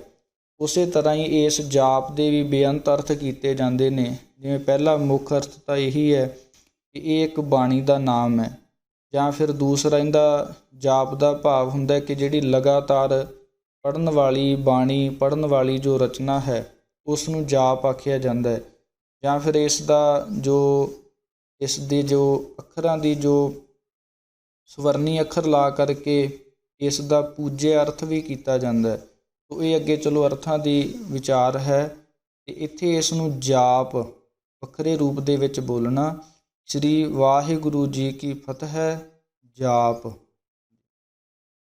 ਸ੍ਰੀ ਮੁਖ ਵਾਕ ਪਾਤਸ਼ਾਹੀ ਦਸਵੀਂ। ਇਸ ਪ੍ਰਕਾਰ ਜਿਵੇਂ ਸ੍ਰੀ ਮੁਖ ਵਾਕ, ਇਸ ਦਾ ਭਾਵ ਹੈ ਕਿ ਜਿਵੇਂ ਆਮ ਕਰਕੇ ਆਖਿਆ ਜਾਂਦਾ ਹੈ ਕਿ ਇਹ ਕਿਸੇ ਹੋਰ ਕਵੀ ਦੀ ਬਾਣੀ ਹੈ, ਪਰ ਸਤਿਗੁਰਾਂ ਨੇ ਇਹਨਾਂ ਸ਼ੰਕਾਵਾਂ ਨੂੰ ਦੂਰ ਕਰਨ ਦੇ ਲਈ, ਜਿਵੇਂ ਆਦਿ ਬਾਣੀ ਦੇ ਅੰਦਰ ਮਹੱਲਾ ਸ਼ਬਦ ਦੀ ਵਰਤੋਂ ਕੀਤੀ ਗਈ ਹੈ, ਅਤੇ ਜਿਹੜੇ ਪਾਤਸ਼ਾਹ ਦੀ ਬਾਣੀ ਹੁੰਦੀ ਹੈ ਉਹ ਅੱਗੇ ਅੰਕ ਲਿਖਿਆ ਹੁੰਦਾ ਹੈ। ਜਿਵੇਂ ਪਹਿਲੇ ਪਾਤਸ਼ਾਹ ਦੀ ਬਾਣੀ ਹੋਵੇ ਤਾਂ 1 ਅੰਕ ਲਿਖਿਆ ਹੁੰਦਾ ਹੈ, ਮਹੱਲਾ ਪਹਿਲਾ, ਮਹੱਲਾ ਦੂਜਾ, ਮਹੱਲਾ ਤੀਜਾ, ਮਹੱਲਾ ਚੌਥਾ, ਮਹੱਲਾ ਪੰਜਵਾਂ ਜਾਂ ਮਹੱਲਾ ਨਾਵਾ। ਉਸੇ ਤਰ੍ਹਾਂ ਹੀ ਇੱਥੇ ਸਤਿਗੁਰਾਂ ਨੇ ਇਹ ਪਾਵਨ ਸ਼ਬਦ ਲਿਖ ਕਰਕੇ ਇਹ ਦਰਸਾਇਆ ਹੈ ਕਿ ਇਹ ਜਿਹੜੀ ਬਾਣੀ ਇਹ ਸਾਡੀ ਆਪਣੀ ਸਵੈਕ੍ਰਿਤ ਹੈ, ਇਹ ਕਿਸੇ ਹੋਰ ਕਵੀ ਦੀ ਨਹੀਂ, ਜਿਵੇਂ ਆਮ ਕਰਕੇ ਜੋ ਅਖੌਤੀ ਪ੍ਰਚਾਰਕ ਆਖਦੇ ਨੇ। ਸੋ ਇਸ ਪ੍ਰਕਾਰ ਬਿਨਾਂ ਸ਼ੰਕਾ ਤੋਂ ਇਸ ਦਾ ਜਿਹੜਾ ਉਚਾਰਨ ਹੈ ਸ੍ਰੀ ਮੁਖ ਵਾਕ, ਮੁੱਖ ਵਾਕ ਦਾ ਉਚਾਰਨ ਇਕੱਠਾ ਕਰਨਾ ਅਤੇ ਮੁੱਖ ਥੋੜ੍ਹਾ ਜਿਹਾ ਕੱਸ ਕੇ ਬੋਲਣਾ। ਸ੍ਰੀ ਮੁਖ ਵਾਕ ਪਾਤਸ਼ਾਹੀ। ਪਾਤਸ਼ਾਹੀ ਜਿਹੜਾ ਸ਼ਬਦ ਹੈ ਆਮ ਕਰਕੇ ਪਾਤਸ਼ਾਹੀ ਅਸੀਂ ਸੱਸੇ ਦੇ ਪੈਰ ਦੇ ਵਿੱਚ ਬਿੰਦੀ ਲਾ ਕੇ ਬੋਲਦੇ ਹਾਂ, ਜਾਂ ਫਿਰ ਹਾਹੇ ਦੇ ਉੱਪਰ ਵੀ ਬਿੰਦੀ ਲਾ ਦਿੰਦੇ ਹਾਂ ਅਣਗਹਿਲੀ ਦੇ ਨਾਲ। ਇਸ ਲਈ ਧਿਆਨ ਦੇ ਨਾਲ ਪਾਤਸ਼ਾਹੀ ਦਸਵੀਂ, ਦਸਵੀਂ ਨੂੰ ਅਸੀਂ ਲਿਖ ਕੇ ਪਕਾਉਣਾ, ਦੱਦਾ ਸੱਸਾ ਵਾਵੇ ਨੂੰ ਬਿਹਾਰੀ ਉੱਪਰ ਬਿੰਦੀ। ਇਸ ਤਰ੍ਹਾਂ ਇਸ ਦਾ ਉਚਾਰਨ ਹੈ ਸ੍ਰੀ ਮੁਖ ਵਾਕ ਪਾਤਸ਼ਾਹੀ ਦਸਵੀਂ। ਛਪੈ ਛੰਦ ਤੋ ਪ੍ਰਸਾਦ। ਇਸ ਤੋਂ ਬਾਅਦ ਛਪੈ ਛੰਦ, ਇੱਥੇ ਬੜੇ ਧਿਆਨ ਦੇ ਨਾਲ ਇਸ ਦਾ ਉਚਾਰਨ ਕਰਨਾ। ਆਮ ਕਰਕੇ ਕਈ ਇਸ ਨੂੰ ਛਪੈ ਛੰਦ ਪੜ੍ਹਦੇ ਨੇ, ਪਰ ਇਸ ਦਾ ਜਿਹੜਾ ਸੰਪਰਦਾਈ ਉਚਾਰਨ ਹੈ ਇਸ ਨੂੰ ਛਪੈ ਪੋਲਾ ਸ਼ਬਦ ਬੋਲਣਾ। ਤੇ ਧਿਆਨ ਰੱਖਣਾ ਇੱਥੇ ਛੱਛਾ ਜਿਹੜਾ ਅੱਖਰ ਹੈ ਇਹ ਸ਼ੁੱਧ ਰੂਪ ਦੇ ਵਿੱਚ ਬੋਲਿਆ ਜਾਵੇ ਤੇ ਪੱਪੇ ਨੂੰ ਦੁਲਾਵਾਂ ਲਾ ਕੇ ਬੋਲਣਾ। ਛਪੈ ਛੰਦ ਤਵੈ ਪ੍ਰਸਾਦ, ਇਹ ਤਵੈ ਪ੍ਰਸਾਦ ਦਾ ਜਿਹੜਾ ਉਚਾਰਨ ਹੈ ਜੋ ਸਤਿਗੁਰਾਂ ਦਾ ਤਕੀਆ ਕਲਾਮ ਹੈ ਜੋ ਪਿੱਛੇ ਆਪਾਂ ਵਰਣਨ ਕੀਤਾ ਹੈ, ਇਸ ਦਾ ਉਚਾਰਨ ਵੀ ਬੜੇ ਧਿਆਨ ਦੇ ਨਾਲ ਪਕਾ ਲੈਣਾ। ਤੇ ਕਿਉਂਕਿ ਅੱਗੇ ਚਲੋ ਦਸਮ ਬਾਣੀ ਦੇ ਅੰਦਰ ਇਹ ਬੇਅੰਤ ਵਾਰ ਸ਼ਬਦ ਆਉਂਦਾ ਹੈ, ਤੋ ਇਸ ਤਰ੍ਹਾਂ ਇਸ ਨੂੰ ਤੱਤੇ ਔਂਕੜ ਔਰ ਅੱਗੇ ਐੜਾ ਮੁਕਤਾ, ਇਸ ਦਾ ਜਿਹੜਾ ਉਚਾਰਨ ਕਰਨ, ਕਿਉਂਕਿ ਜਿਹੜਾ ਪੈਰ ਦੇ ਵਿੱਚ ਅੱਧਾ ਵਾਹਵਾ ਲੱਗਿਆ ਹੈ, ਇਸ ਦਾ ਉਚਾਰਨ ਇਸ ਪ੍ਰਕਾਰ ਕਰਨਾ, ਤੱਤੇ ਨੂੰ ਔਂਕੜ ਐੜਾ ਮੁਕਤਾ ਤਵੈ ਪ੍ਰਸਾਦ। ਪ੍ਰਸਾਦ ਦਾ ਉਸੇ ਤਰ੍ਹਾਂ ਉਚਾਰਨ ਜੋ ਅੱਧੇ ਰਾਰੇ ਦੇ ਨਾਲ ਔਰ ਬਿੰਦੀ ਤੋਂ ਰਹਿਤ ਕਰਨਾ। ਛਪੈ ਛੰਦ ਤਵੈ ਪ੍ਰਸਾਦ। ਚੱਕਰ ਚਿਹਨ ਅਰ ਵਰਨ ਜਾਤ ਅਰ ਪਾਤ ਨਹਿਨ ਜਿਹੇ। ਇਸ ਪ੍ਰਕਾਰ ਪਹਿਲੀ ਜਿਹੜੀ ਪੰਕਤੀ ਹੈ, ਜਿਹੜਾ ਚੱਕਰ ਪਾਦ ਹੈ, ਇਸ ਨੂੰ ਕੱਸ ਕੇ ਬੋਲਣਾ। ਚੱਕਰ, ਇਸ ਦੇ ਵਿੱਚ ਧਿਆਨ ਰੱਖਣਾ ਕਿ ਕੱਸ ਕੇ ਵੀ ਬੋਲਣਾ ਔਰ ਪੈਰ ਦੇ ਵਿੱਚ ਅੱਧਾ ਰਾਰਾ ਲੱਗਿਆ ਹੈ ਤੇ ਅੱਧਾ ਹੀ ਉਚਾਰਨ ਕਰਨਾ। ਇਸ ਨੂੰ ਚੱਕਰ ਇੱਦਾਂ ਨਹੀਂ ਬੋਲਣਾ। ਇਸੇ ਪ੍ਰਕਾਰ ਹੀ ਚੱਕਰ ਚਿਹਨ ਆਰ ਵਰਨ ਜਾਤ, ਚੱਕਰ ਚਿਹਨ ਕਹਿ ਕੇ ਜਮਕ ਲਾ ਲੈਣੀ। ਆਰ ਵਰਨ ਜਾਤ, ਕਈ ਵਾਰ ਆਮ ਗੁਟਕਾ ਸਾਹਿਬ ਦੇ ਵਿੱਚ ਇੱਥੇ ਜਾਤ ਤੇ ਤੱਤੇ ਨੂੰ ਸਿਹਾਰੀ ਛਪੀ ਹੁੰਦੀ ਹੈ, ਪਰ ਸਿਹਾਰੀ ਤੋਂ ਬਿਨਾਂ ਸ਼ੁੱਧ ਹੈ, ਇਸ ਲਈ ਚੱਕਰ, ਕਈਆਂ ਗੁਟਕਾ ਸਾਹਿਬ ਦੇ ਵਿੱਚ ਤਾਂ ਚੱਕਰ ਨੂੰ ਵੀ ਪਰ ਅਧਿਕ ਛਪੀ ਹੁੰਦੀ ਹੈ, ਪਰ ਜਿਹੜਾ ਉੱਪਰ ਸਕਰੀਨ 'ਤੇ ਤੁਸੀਂ ਜੋ ਪਾਠ ਦੇਖ ਰਹੇ ਹੋ, ਚੱਕਰ ਜਿਸ ਪ੍ਰਕਾਰ ਲਿਖਿਆ ਹੋਇਆ ਹੈ, ਇਸੇ ਤਰ੍ਹਾਂ ਹੀ ਸ਼ੁੱਧ ਰੂਪ ਇਹ ਪੁਰਾਤਨ ਸਰੂਪਾਂ ਦੇ ਅੰਦਰ ਜੋ ਸੰਤ ਗਿਆਨੀ ਮੋਹਨ ਸਿੰਘ ਜੀ ਮਹਾਂਪੁਰਖ ਪਿੰਡਰਾਂ ਵਾਲਿਆਂ ਨੇ ਜੋ ਬੇਅੰਤ ਥਾਵਾਂ 'ਤੇ ਜਾ ਕਰਕੇ ਤਕਰੀਬਨ 6-7 ਸਾਲ ਲਾ ਕਰਕੇ ਜੋ ਪਾਠ ਦੀ ਸੁਧਾਈ ਕੀਤੀ ਸੀ, ਉਸੇ ਦੀ ਸੰਥਿਆ ਕਰਵਾਈ ਜਾ ਰਹੀ ਹੈ ਤੇ ਉਹੀ ਆਪ ਜੀ ਉੱਪਰ ਸਕਰੀਨ ਦੇ ਉੱਪਰ ਦੇਖ ਰਹੇ ਹੋ। ਤੋ ਇਸ ਪ੍ਰਕਾਰ ਚੱਕਰ ਚਿਹਨ ਅਰ ਵਰਨ ਜਾਤ, ਇੱਥੇ ਇਸ ਦਾ ਵਿਸ਼ਰਾਮ ਲਾਉਣਾ। ਅਰ ਪਾਤ ਨਿਹਨ ਜਿਹੇ, ਇਹ ਜਿਹੜਾ ਨਿਹਨ ਸ਼ਬਦ ਹੈ, ਇਹ ਅਰਥ ਨਾਲ ਤਾਂ ਇਸ ਨੂੰ ਨਹਿਨ ਹੀ ਪੜ੍ਹਨਾ, ਪਰ ਜਿਹੜੀ ਛਪੈ ਛੰਦ ਦੀ ਜੋ ਛੰਦ ਦੀ ਜੋ ਚਾਲ ਨੂੰ, ਜੋ ਇਸ ਦਾ ਤੋਲ ਹੈ ਉਹ ਪੂਰਾ ਰੱਖਣ ਦੇ ਲਈ, ਵਜਨ ਪੂਰਾ ਰੱਖਣ ਦੇ ਲਈ ਇਸ ਨੂੰ ਨਿਹਨ ਪੜ੍ਹਨਾ। ਇਸ ਲਈ ਇਸ ਪੰਕਤੀ ਦਾ ਉਚਾਰਨ ਹੈ ਚੱਕਰ ਚਿਹਨ ਅਰ ਵਰਨ ਜਾਤ ਅਰ ਪਾਤ ਨਿਹਨ ਜਿਹੇ। ਕਈ ਵਾਰ ਇਸ ਨੂੰ ਵਿਦਵਾਨ ਜਿਹੜੇ ਨੇ ਉਹ ਵਰਨ 'ਤੇ ਵੀ ਵਿਸ਼ਰਾਮ ਲਾਉਂਦੇ ਨੇ, ਪਰ ਉਹ ਜਿਹੜਾ ਵਿਸ਼ਰਾਮ ਅਰਥਾਂ ਦੇ ਨਾਲ ਲਾਇਆ ਜਾਂਦਾ ਹੈ। ਸ਼ੁੱਧ ਰੂਪ ਦੇ ਅੰਦਰ ਜਿਹੜਾ ਇਸ ਦਾ ਵਿਸ਼ਰਾਮ ਹੈ, ਚੱਕਰ ਚਿਹਨ ਅਰ ਵਰਨ ਜਾਤ ਅਰ ਪਾਤ ਨਿਹਨ ਜਿਹੇ, ਜਿਹੇ ਪਦ ਜਿਹੜਾ ਹੈ ਇਸ ਨੂੰ ਜੱਜੇ ਨੂੰ ਸਿਹਾਰੀ ਹਾਹਾ ਮੁਕਤਾ, ਯਾਨੀ ਕਿ ਜੱਜੇ ਨੂੰ ਲਾ ਨਹੀਂ ਲਾ ਦੇਣੀ, ਜਿਹੇ ਨਹੀਂ ਕਰ ਦੇਣਾ, ਜਿਹੇ ਸ਼ਬਦ ਬੋਲਣਾ। ਰੂਪ ਰੰਗ ਅਰ ਰੇਖ ਭੇਖ ਕਉ ਕਹਿ ਨਾ ਸਕਤ ਕਿਹ। ਇਸ ਦੂਸਰੀ ਪੰਕਤੀ ਦਾ ਜਿਹੜਾ ਉਚਾਰਨ ਹੈ, ਇਸ ਦੇ ਅੰਦਰ ਰੂਪ ਰੰਗ ਅਰ ਰੇਖ ਭੇਖ, ਇੱਥੇ ਇਸ ਦਾ ਵਿਸ਼ਰਾਮ ਲਾਉਣਾ ਤੇ ਜਿਹੜਾ ਇਹ ਪਦ ਹੈ ਰੂਪ ਰੰਗ ਅਰ ਰੇਖ ਭੇਖ, ਅਰ ਦਾ ਜਿਹੜਾ ਅਖੀਰੀ ਅੱਖਰ ਹੈ ਉਹ ਵੀ ਰਾਰਾ ਹੈ ਤੇ ਰੇਖ ਦਾ ਪਹਿਲਾ ਅੱਖਰ ਰਾਰਾ ਹੈ, ਇਸ ਲਈ ਅਰੇਖ ਨਹੀਂ ਕਹਿਣਾ। ਧਿਆਨ ਦੇ ਨਾਲ ਦੋਵੇਂ ਰਾਰੇ ਸ਼ੁੱਧ ਰੂਪ ਦੇ ਵਿੱਚ ਬੋਲਣੇ। ਰੂਪ ਰੰਗ, ਰੰਗ ਸ਼ਬਦ ਜਦੋਂ ਬੋਲਣਾ ਉਦੋਂ ਗੱਗਾ ਸ਼ੁੱਧ ਰੂਪ ਬੋਲਿਆ ਜਾਵੇ, ਰੰਗ ਇੱਦਾਂ, ਯਾਨੀ ਕਿ ਰਾਰੇ ਟਿੱਪੀ ਦੇ ਨਾਲ ਹੀ ਪੂਰੀ ਨਾ ਆਵਾਜ਼ ਹੋ ਜਾਵੇ, ਗੱਗਾ ਸ਼ੁੱਧ ਰੂਪ ਦੇ ਵਿੱਚ ਬੋਲਣਾ। ਰੂਪ ਰੰਗ ਅਰ ਰੇਖ ਭੇਖ, ਤੇ ਖੱਖਿਆਂ ਦੀ ਆਵਾਜ਼ ਪੂਰੀ ਆਵੇ। ਅੱਗੇ ਹੈ ਕੋਊ, ਕੱਕੇ ਨੂੰ ਹੋੜਾ, ਊੜੇ ਨੂੰ ਦਲੈਂਕੜ, ਇਸ ਲਈ ਇਹਨੂੰ ਕਊ ਨਹੀਂ ਕਹਿਣਾ। ਦੋਵੇਂ ਜਿਹੜੀਆਂ ਮਾਤਰਾ ਨੇ ਸ਼ੁੱਧ ਰੂਪ ਦੇ ਵਿੱਚ ਨਖੇਰ ਕੇ ਬੋਲਣਾ। ਕੋਊ ਕਹਿ ਨਾ ਸਕਤ ਕਿਹ, ਬੋਲਣ ਦੇ ਲਈ ਕੋਊ 'ਤੇ ਥੋੜ੍ਹੀ ਜਿਹਾ ਠਹਿਰਾ ਦੇ ਦੇਣਾ। ਇਸ ਦਾ ਉਚਾਰਨ ਕਰਨਾ ਰੂਪ ਰੰਗ ਅਰ ਰੇਖ ਭੇਖ ਕੋਊ ਕਹਿ ਨਾ ਸਕਤ ਕਿਹ। ਜਿਹੜਾ ਸਕਤ ਪਦ ਹੈ ਇਸ ਨੂੰ ਵੀ ਜਿਹੜਾ ਵਿਚਾਲੇ ਕੱਕਾ ਲੱਗਿਆ ਹੋਇਆ, ਇਸ ਨੂੰ ਸ਼ੁੱਧ ਰੂਪ ਦੇ ਅੰਦਰ ਸਕਤ ਬੋਲਣਾ। ਰੂਪ ਰੰਗ ਅਰ ਰੇਖ ਭੇਖ ਕਉ ਕਹਿ ਨਾ ਸਕਤ ਕਿਹ ਅਚਲ ਮੂਰਤ ਆਨ ਭਉ ਪ੍ਰਕਾਸ਼ ਮਿਤੋਜ ਕਹਿਜੈ। ਇਸ ਪੰਕਤੀ ਦਾ ਜਿਹੜਾ ਉਚਾਰਨ ਹੈ, ਪਹਿਲਾ ਜਿਹੜਾ ਪਾਦ ਹੈ ਇਸ ਨੂੰ ਕੱਸ ਕੇ ਬੋਲਣਾ, ਐੜੇ ਤੇ ਡੈਸ਼ ਲਾ ਕੇ, ਅਚਲ ਮੂਰਤ। ਤੇ ਉਸ ਤੋਂ ਅੱਗੇ ਪਦ ਹੈ ਅਨੁਭਵ। ਕਈ ਸਰੂਪਾਂ ਦੇ ਵਿੱਚ ਜਾਂ ਗੁਟਕਾ ਸਾਹਿਬ ਦੇ ਵਿੱਚ ਤੁਸੀਂ ਦੇਖਿਆ ਹੋਣਾ ਕਿ ਇੱਥੇ ਅਨੁਭਵ, ਐੜਾ ਨੰਨਾ ਭੱਬਾ ਵਾਹਵਾ ਅੱਖਰ ਛਪਿਆ ਹੁੰਦਾ ਹੈ, ਪਰ ਇਸ ਦਾ ਜਿਹੜਾ ਸ਼ੁੱਧ ਰੂਪ ਹੈ, ਸ਼ੁੱਧ ਜਿਹੜਾ ਪਾਠ ਹੈ ਉਹ ਹੈ ਐੜਾ ਨੰਨਾ ਭੱਬਾ ਊੜੇ ਨੂੰ ਔਂਕੜ। ਇਸ ਲਈ ਇਸ ਨੂੰ ਸ਼ੁੱਧ ਰੂਪ ਦੇ ਅੰਦਰ ਅਨੁਭਵ ਪ੍ਰਕਾਸ਼ ਇੱਦਾਂ ਹੀ ਬੋਲਣਾ।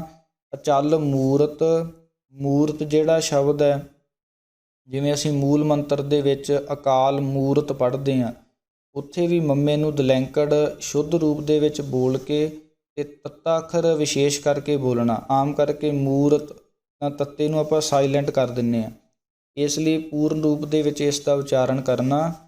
ਅਚਲ ਮੂਰਤ ਅਨੁਭਵ ਪ੍ਰਕਾਸ਼। ਪ੍ਰਕਾਸ਼ ਦੇ ਸੱਸੇ ਦੇ ਪੈਰ ਦੇ ਵਿੱਚ ਬਿੰਦੀ ਨਹੀਂ ਲੱਗਣ ਦੇਣੀ, ਅੱਗੇ ਇੱਥੇ ਵਿਸ਼ਰਾਮ ਲੱਗੇਗਾ। ਅੱਗੇ ਹੈ ਮਿਤੋਜ ਕਹਿਜੈ।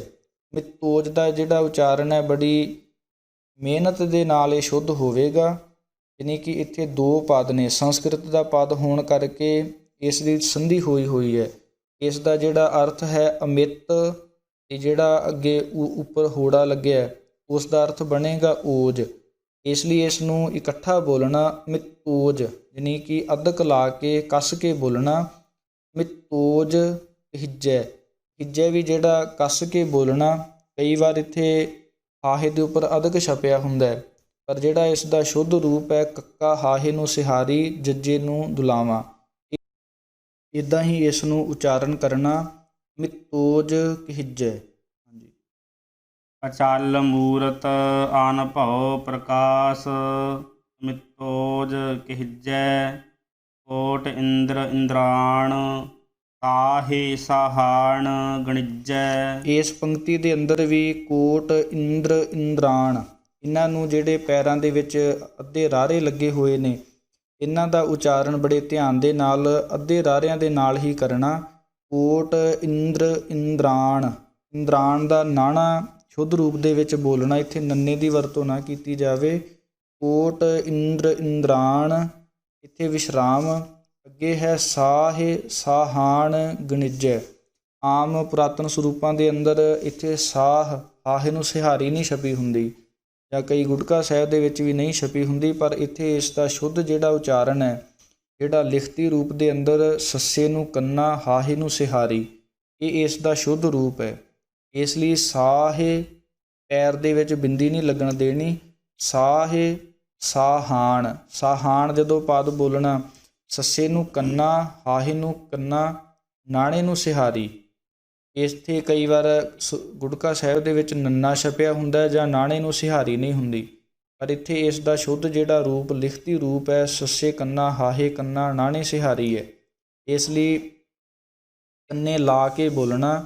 ਸਾਹੇ ਸਾਹਾਣ ਗਣਿਜੈ, ਜਦੋਂ ਗਣਿਜੈ ਪਦ ਬੋਲਣਾ ਉਦੋਂ ਵੀ ਨਾਣੇ ਨੂੰ ਸਿਹਾਰੀ ਸੂਖਮ ਰੂਪ ਦੇ ਵਿੱਚ ਬੋਲੀ ਜਾਵੇਗੀ ਗਣਿਜੈ। ਇਸ ਨੂੰ ਗਣਿਜੈ ਯਾਨੀ ਕਿ ਬਿਹਾਰੀ ਦੀ ਯਾਨੀ ਕਿ ਆਵਾਜ਼ ਨਾ ਕੱਢੀ ਜਾਵੇ, ਸ਼ੁੱਧ ਰੂਪ ਦੇ ਅੰਦਰ ਸਾਹੇ ਸਾਹਾਣ ਗਣਿਜੈ ਇੱਦਾਂ ਬੋਲਣਾ। ਕੋਟ ਇੰਦਰ ਇੰਦਰਾਣ ਸਾਹੇ ਸਾਹਾਣ ਗਣਿਜੈ। ਤ੍ਰਿਭਵਨ ਮਹੀਪ ਸੁਰ ਨਰ ਅਸੁਰ ਨੇਤ ਨੇਤ ਬਨ ਤ੍ਰਿਣ ਕਹਿਤ। ਇਸ ਪੰਕਤੀ ਦੇ ਅੰਦਰ ਵੀ ਜਿਹੜਾ ਪਹਿਲਾ ਸ਼ਬਦ ਹੈ ਤ੍ਰਿਭਵਨ, ਇਹਨੂੰ ਵੀ ਬੜੇ ਧਿਆਨ ਦੇ ਨਾਲ ਅਸੀਂ ਇਸ ਦੇ ਵਿੱਚ ਦੋ ਗਲਤੀਆਂ ਕਰਦੇ ਹਾਂ। ਇੱਕ ਤਾਂ ਜਾਂ ਤਾਂ ਅਸੀਂ ਤਿਰ ਭਵਨ ਕਹਿ ਜਾਂਦੇ ਹਾਂ, ਯਾਨੀ ਕਿ ਰਾਰਾ ਪੂਰਾ ਬੋਲਦੇ ਹਾਂ, ਜੇ ਅੱਧਾ ਬੋਲਦੇ ਹਾਂ ਤੇ ਤੱਤੇ ਨੂੰ ਸਿਹਾਰੀ ਦੀ ਜਗ੍ਹਾ ਤੇ ਬਿਹਾਰੀ ਤ੍ਰਿਭਵਨ ਕਹਿ ਜਾਂਦੇ ਹਾਂ। ਇਸ ਲਈ ਬੜੇ ਧਿਆਨ ਦੇ ਨਾਲ ਅੱਧਾ ਰਾਰਾ ਤੇ ਸਿਹਾਰੀ ਦੇ ਸਹਿਤ ਬੋਲਣਾ। ਤ੍ਰਿਭਵਨ ਤੇ ਅਖੀਰ ਦੇ ਵਿੱਚ ਨਾਣੇ ਦੀ ਵਰਤੋਂ ਕਰਨੀ। ਤ੍ਰਿਭਵਨ ਮਹੀਪ ਸੁਰ ਨਰ ਅਸੁਰ, ਇਹ ਤਿੰਨੇ ਪਦ ਵੱਖਰੇ ਵੱਖਰੇ ਕਰਕੇ ਬੋਲਣੇ। ਤ੍ਰਿਭਵਨ ਮਹੀਪ ਸੁਰ ਨਰ ਅਸੁਰ, ਸੁਰ ਜਿਹੜਾ ਪਦ ਹੈ ਇਸ ਨੂੰ ਐੜੇ ਤੇ ਡੈਸ਼ ਲਾ ਕੇ ਅਸੁਰ ਭਾਵ ਸੁਰ ਹੁੰਦੇ ਨੇ ਦੇਵਤੇ ਤੇ ਅਸੁਰ ਜਿਹੜੇ ਦੈਂਤ ਨੇ। ਤੇ ਨੇਤ ਨੇਤ ਬਨ ਤ੍ਰਿਣ ਕਹਿਤ, ਸੁਰ ਤੇ ਇਸ ਦਾ ਵਿਸ਼ਰਾਮ ਹੈ। ਨੇਤ ਨੇਤ, ਜਿਹੜਾ ਨੇਤ ਤੱਤੇ ਨੂੰ ਸਿਹਾਰੀਆਂ ਤੋਂ ਬਿਨਾਂ ਸ਼ੁੱਧ ਹੈ। ਆਮ ਗੁਟਕਾ ਸਾਹਿਬ ਦੇ ਵਿੱਚ ਤੱਤੇ ਨੂੰ ਸਿਹਾਰੀਆਂ ਛਪੀਆਂ ਹੁੰਦੀਆਂ ਨੇ, ਇਸ ਲਈ ਨੇਤ ਨੇਤ ਬਾਨ ਤ੍ਰਿਣ ਕਹਿਤ, ਤ੍ਰਿਣ ਪਦ ਵੀ ਨਾਣੇ ਦੇ ਤੇ ਅੱਧੇ ਰਾਰੇ ਦੇ ਸਹਿਤ ਬੋਲਣਾ। ਨੇਤ ਨੇਤ ਬਾਨ ਤ੍ਰਿਣ ਕਹਿਤ, ਇਹਨੂੰ ਕਹਤ ਨਹੀਂ ਬੋਲਣਾ, ਕਹਿਤ ਪੋਲਾ ਬੋਲਣਾ। ਹਾਂਜੀ। ਤ੍ਰਿਭਵਨ ਮਹੀਪ ਸੁਰ ਨਰ ਅਸੁਰ, ਨੇਤ ਨੇਤ ਬਾਨ ਤ੍ਰਿਣ ਕਹਿਤ, ਤਵੈ ਸਰਬ ਨਾਮ ਕਥੈ ਕਵਨ, ਕਰਮ ਨਾਮ ਵਰਣਤ ਸੁਮਤ। ਇਸ ਪੰਕਤੀ ਦੇ ਅੰਦਰ ਜਿਹੜਾ ਪਹਿਲਾ ਪਾਦ ਫਿਰ ਉਹੀ ਆਇਆ, ਤਵੈ ਸਰਬ ਨਾਮ, ਇੱਥੇ ਜਮਕ ਲਾਉਣੀ, ਕਥੈ ਕਵਨ, ਤਵੈ ਨੂੰ ਤੱਤੇ ਨੂੰ ਔਂਕੜ ਐੜਾ ਮੁਕਤਾ, ਤਵੈ ਸਰਬ, ਸਰਬ ਜਿਹੜਾ ਪਾਦ ਹੈ ਇਸ ਨੂੰ ਵੀ ਧਿਆਨ ਦੇ ਨਾਲ ਬੋਲਣਾ। ਆਮ ਕਰਕੇ ਅਸੀਂ ਸਰਬ ਭੱਬੇ ਦੇ ਨਾਲ ਬੋਲਦੇ ਹਾਂ, ਪਰ ਇੱਥੇ ਬੱਬੇ ਦੇ ਸਹਿਤ ਬੋਲਣਾ ਪੋਲਾ, ਕਿਉਂਕਿ ਜੇ ਸਰਬ ਦਾ ਅਰਥ ਹੁੰਦਾ ਸਾਰੇ, ਅਤੇ ਜਿਹੜਾ ਸਰਬ ਅਸੀਂ ਭੱਬੇ ਨਾਲ ਬੋਲਦੇ ਹਾਂ ਉਸ ਦਾ ਅਰਥ ਹੈ ਇੱਕ 8 ਟੰਗਾਂ ਵਾਲਾ ਇੱਕ ਜਾਨਵਰ। ਇਸ ਲਈ ਇਸ ਨੂੰ ਧਿਆਨ ਦੇ ਨਾਲ ਬੋਲਣਾ। ਤਵੈ ਸਰਬ ਨਾਮ ਕਥੈ ਕਵਨ, ਕਥੈ ਪਦ ਪੋਲਾ ਬੋਲਣਾ, ਕਥੈ ਨਹੀਂ ਕਹਿਣਾ, ਕਿਉਂਕਿ ਕਥੈ ਇੱਕ ਨਸ਼ੇ ਦਾ ਨਾਮ ਹੈ ਅਤੇ ਕਥੈ ਹੁੰਦਾ ਹੈ ਕਿ ਉਚਾਰਨ ਕਰਨਾ, ਬੋਲ ਕੇ ਦੱਸਣਾ। ਤਵੈ ਸਰਬ ਨਾਮ ਕਥੈ ਕਵਨ, ਇੱਥੇ ਇਸ ਦਾ ਵਿਸ਼ਰਾਮ ਹੈ। ਕਰਮ ਨਾਮ ਵਰਣਤ ਸੁਮਤ, ਜਿਹੜਾ ਵਰਣਤ ਹੈ ਇਹ ਦੋ ਰੂਪਾਂ ਦੇ ਵਿੱਚ ਸਰੂਪਾਂ ਦੇ ਵਿੱਚ ਆਉਂਦਾ ਹੈ। ਇੱਕ ਤਾਂ ਆਉਂਦਾ ਹੈ ਬੱਬਾ ਰਾਰਾ ਨੰਨਾ ਤੱਤਾ, ਇਹ ਇਸ ਦਾ ਦੂਸਰਾ ਪਾਠ ਹੈ, ਪਰ ਜਿਹੜਾ ਇਸ ਦਾ ਸ਼ੁੱਧ ਰੂਪ ਹੈ, ਸ਼ੁੱਧ ਜਿਹੜੇ ਅੱਖਰ ਨੇ ਉਹ ਹੈ ਬੱਬਾ ਰਾਰਾ ਣਾਣਾ ਤੱਤਾ ਵਰਣਤ। ਇਸ ਲਈ ਇਸ ਨੂੰ ਸ਼ੁੱਧ ਰੂਪ ਦੇ ਅੰਦਰ ਹੀ ਉਚਾਰਨ ਕਰਨਾ। ਕਰਮ ਨਾਮ ਵਰਣਤ, ਅਤੇ ਵਰਣਤ ਨੂੰ ਵਰਣਤ ਨਹੀਂ ਬੋਲਣਾ। ਆਮ ਕਰਕੇ ਅਸੀਂ ਅਦਕ ਦੇ ਸਹਿਤ ਬੋਲਦੇ ਹਾਂ, ਇਸ ਲਈ ਵਰਣਤ ਪੋਲਾ ਬੋਲਣਾ। ਅਤੇ ਅੱਗੇ ਹੈ ਸੁਮੱਤ, ਸੁਮੱਤ ਨੂੰ ਸੱਸੇ ਦੇ ਡੈਸ਼ ਲਾ ਕੇ ਕੱਸ ਕੇ ਬੋਲਣਾ, ਸ੍ਰੇਸ਼ਟ ਮੱਤੀ। ਇਸ ਲਈ ਕਰਮ ਨਾਮ ਵਰਣਤ ਸੁਮੱਤ। ਇਸ ਤਰ੍ਹਾਂ ਜਿਵੇਂ ਸਾਹਿਬ ਸ੍ਰੀ ਗੁਰੂ ਨਾਨਕ ਦੇਵ ਮਹਾਰਾਜ ਜੀ ਨੇ ਮੂਲ ਮੰਤਰ ਦੇ ਅੰਦਰ ਪਰਮੇਸ਼ਰ ਵਾਹਿਗੁਰੂ ਦੇ ਗੁਣਾਂ ਦਾ ਵਰਣਨ ਕੀਤਾ ਹੈ, ਉਸੇ ਤਰ੍ਹਾਂ ਹੀ ਸਾਹਿਬ ਸ੍ਰੀ ਗੁਰੂ ਗੋਬਿੰਦ ਸਿੰਘ ਮਹਾਰਾਜ ਜੀ ਨੇ ਸ਼ੁਰੂ ਦੇ ਵਿੱਚ ਪਰਮੇਸ਼ਰ ਵਾਹਿਗੁਰੂ ਦੇ ਜਿਹੜੇ ਗੁਣ ਨੇ ਉਹਨਾਂ ਨੂੰ ਵਰਣਨ ਕਰਦਿਆਂ ਹੋਇਆਂ ਇਹ ਗੱਲ ਆਖੀ ਹੈ ਕਿ ਤੇਰੇ ਜਿਹੜੇ ਨਾਮ ਨੇ ਉਹਨਾਂ ਨੂੰ ਕਥਨ ਨਹੀਂ ਕੀਤਾ ਜਾ ਸਕਦਾ, ਪਰ ਜਿਹੜੇ ਤੇਰੇ ਕਰਮ ਨਾਮ ਨੇ, ਜਿਹੜੇ ਕਰਮ ਕਰਕੇ ਕਿਸੇ ਤਰ੍ਹਾਂ ਪਏ ਨੇ, ਉਹਨਾਂ ਨੂੰ ਅਸੀਂ ਵਰਣਨ ਕੀਤਾ ਹੈ, ਪਰ ਜਿਹੜੇ ਸਾਰੇ ਨਾਂ ਨੇ ਉਹਨਾਂ ਨੂੰ ਅਸੀਂ ਕਥਨ ਨਹੀਂ ਕਰ ਸਕਦੇ।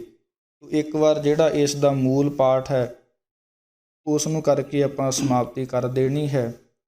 ਵਾਹਿਗੁਰੂ ਸਾਹਿਬ ਜੀ ਇੱਕ ਓੰਕਾਰ ਸਤਿਗੁਰ ਪ੍ਰਸਾਦ। ਸ੍ਰੀ ਵਾਹਿਗੁਰੂ ਜੀ ਕੀ ਫਤਿਹ। ਜਾਪ ਸ੍ਰੀ ਮੁਖ ਵਾਕ ਪਾਤਸ਼ਾਹੀ ਦਸਵੀਂ। ਛਪੈ ਛੰਦ ਤਵੈ ਪ੍ਰਸਾਦ। ਚੱਕਰ ਚਿਹਨ ਅਰ ਵਰਨ ਜਾਤ। ਅਰ ਪਾਤ ਨਿਹਨ ਜਿਹੇ। ਰੂਪ ਰੰਗ ਅਰ ਰੇਖ ਭੇਖ। ਕੋ ਕਹਿ ਨਾ ਸਕਤ ਕਿਹੇ। ਅਚਲ ਮੂਰਤ ਅਨਭਉ ਪ੍ਰਕਾਸ਼। ਅਮਿਤੋਜ ਕਹਿਜੈ ਕੋਟ ਇੰਦਰ ਇੰਦਰਾਣ। ਸਾਹੇ ਸਾਹਾਣ ਗਣਿਜੈ। ਭਵਨ ਮਹੀਪ ਸੁਰ ਨਰ ਅਸੁਰ। ਨੇਤ ਨੇਤ ਬਨ ਤ੍ਰਿਣ ਕਹਿਤ। ਤਵੈ ਸਰਬ ਨਾਮ ਕਥੈ ਕਵਨ। ਕਰਮ ਨਾਮ ਵਰਣਤ ਸੁਮਤ। ਭਵਨ ਮਹੀਪ ਸੁਰ ਨਰ ਅਸੁਰ। ਨੇਤ ਨੇਤ ਬਨ ਤ੍ਰਿਣ ਕਹਿਤ। ਤਵੈ ਸਰਬ ਨਾਮ ਕਥੈ ਕਵਨ। ਕਰਮ ਨਾਮ ਵਰਣਤ ਸੁਮਤ। ਵਾਹਿਗੁਰੂ ਜੀ ਕਾ ਖਾਲਸਾ, ਵਾਹਿਗੁਰੂ ਜੀ ਕੀ ਫਤਿਹ।